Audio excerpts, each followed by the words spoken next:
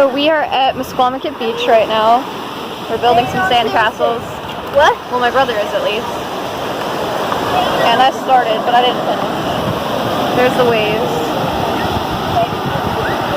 Pretty cool. Look guys, it's a seagull. It's looking at me. Does it know I'm recording it?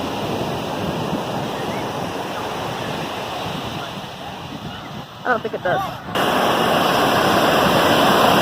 It's not too crowded. There's a couple people here. There's a red circle out though. I don't know if you can see it. I'm not sure why. We're going to be trying different seasons. But right now we just have our drinks. Here comes our food. 3 seconds. Going on a little walk.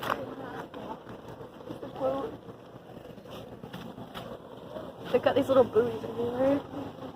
Number 7 and number 4. They're calling out numbers for food. You can also go out here and look at stuff. Definitely smells like ocean.